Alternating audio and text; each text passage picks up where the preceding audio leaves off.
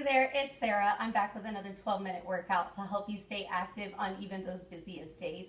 Today I'm down on the floor because our focus is on the core and we're going to be laying down for the next 12 minutes. If you want to grab a towel or a mat or find yourself somewhere comfortable that you can stay on the floor for the next 12 minutes. We're going to work in 30-second blocks. We're going to go quick, back to back, 4 rounds. So we've got 2 minutes of straight exercise with a 30-second rest in between, and we've only got time for 5 rounds.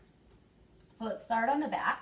Go ahead and bend your knees, bring your feet to the floor, and lay flat on your back. Just bring your fingertips up by the side of your face, and we're going to start with a simple crunch for 30 seconds. So tuck that chin, lift the shoulders, reach towards the knees, and then just lower those head and shoulders back down. Try a little exhale as you come up, and an inhale as you come down, lifting those shoulders off the mat and sliding those ribs down towards the top of the hips. Tucking the chin to protect the neck. At the bell, we're going to lift those knees up right over the hips, shins parallel to the floor. Keep the head and shoulders down. So lift those knees up, hands come to just above the knees on the thighs, and we're going to extend one arm and one leg and just alternate from one side to the other. Keeping the head and shoulders down, keeping that low back pressed down towards the floor, and you choose how low the heel is going down towards the floor. If you want to keep your knee bent, you can lessen that load on those lower abs and just tap the toes down. We're going to take it to an oblique crunch. Feet come back down, fingertips back by the face. And now as we crunch up, we're reaching one hand towards the opposite knee. Again, exhaling as you crunch up, inhaling as you come down to get just a little bit more work out of the core. This time I want you to feel the rib reaching over towards the opposite hip as you take that shoulder up and across the body. And then at the bell, head and shoulders back down, knees back up. This time both arms and legs out and in. Press that low back down towards the floor. If you feel it arching up, don't open so far, or just keep the knees bent and tap the toes down. At the bell, you get a 30-second rest, and then we're going to repeat those 4 rounds for our second set. So stretch it out, reach the arms overhead, stretch the legs out long. Take a few deep breaths in, maybe hug the knees in towards the chest and rock side to side. Or draw little circles with your knees. Just release the core, enjoy this little break. And at the bell, feet back down, fingertips by the temples, tucking the chin. In 3 seconds, we're going to crunch. This time, see if you can lift just a little bit higher, bringing those shoulders up off the mat. Exhale and inhale. No, I'm not talking to my watch. Exhale, crunch. Inhale, down. Slide those ribs right towards the top of the hips. And see if you can bring them just a little bit closer with every crunch. At the bell, knees up, head and shoulders down, hands to just above those knees, alternating sides with that arm and leg extension. Again, if you feel that low back arching off the mat too much, you just lessen the range or keep the knee bent. Try to wrap your ribs around, well, we're going same side, I did opposite. Try to wrap your ribs around your core to really lock those abs in place. All right, feet down, oblique crunches this time. So as I was saying, we're going to wrap those ribs right around those core muscles to lock those abs in place and get them working just a little bit more. Exhale, crunch up. Inhale, come down. At the bell, knees back up. And this time we extend both arms and legs at the same time. Try a breath in as you extend, and then a little exhale as you come back together. And as you breathe in, feel those ribs staying in place.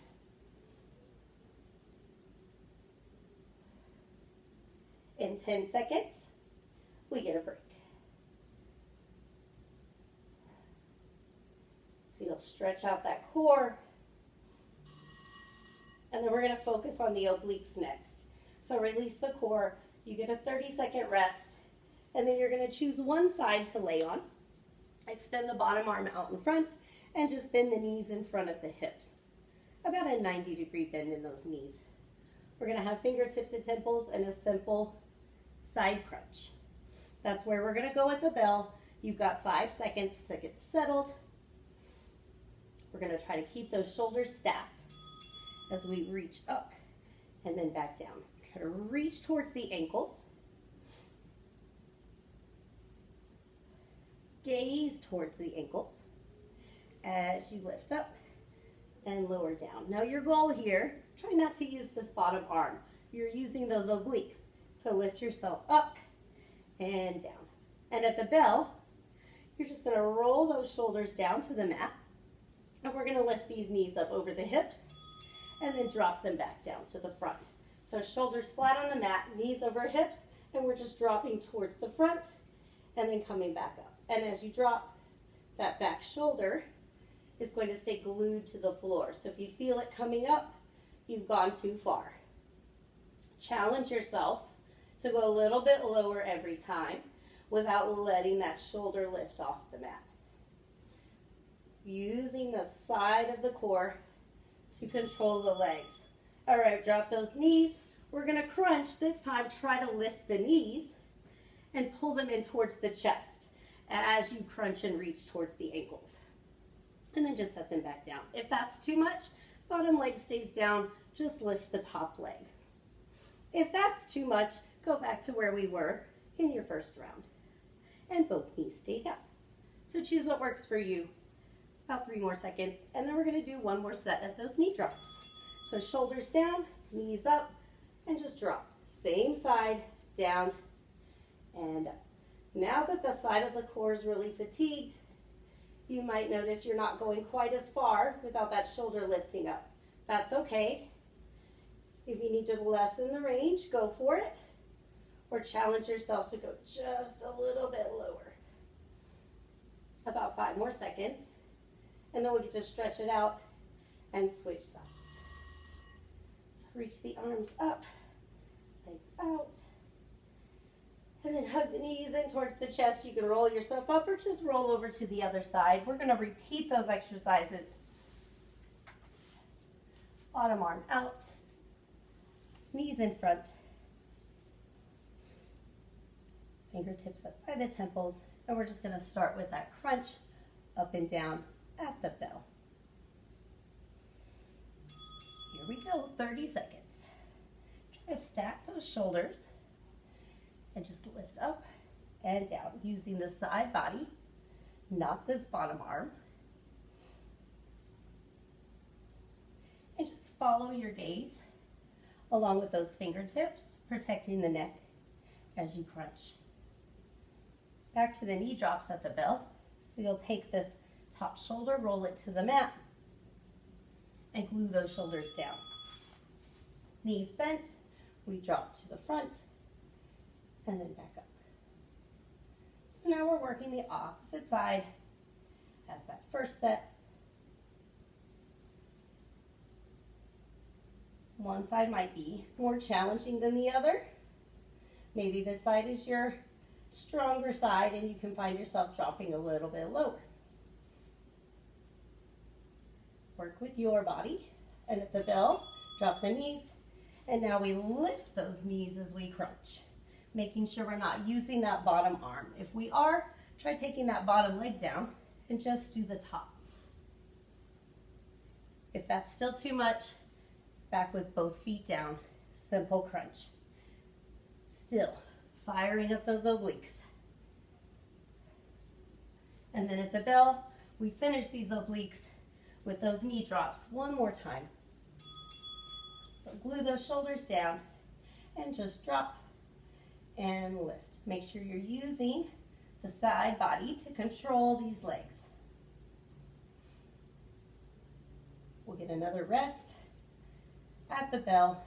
Our last 30-second break because we only have time for one more set of exercises. This time we'll focus on the lower abs. Keep those shoulders pressed down. Oh, let's stretch it out. So we'll stay on the back for our fifth and final round, and we're gonna fire up the lower abs.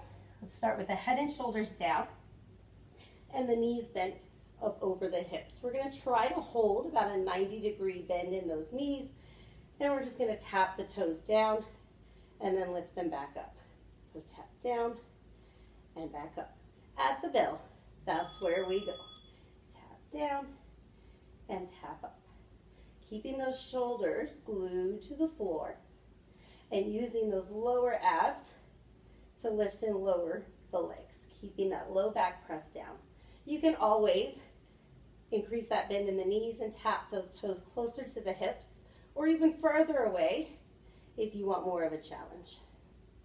At the bell, keep the head and shoulders down, and we're gonna alternate leg extensions, little bicycle legs, keeping that low back pressed down.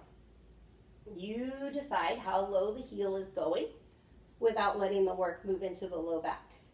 So maybe we're keeping these bent and we're just alternating toe taps, or maybe we're extending those legs out.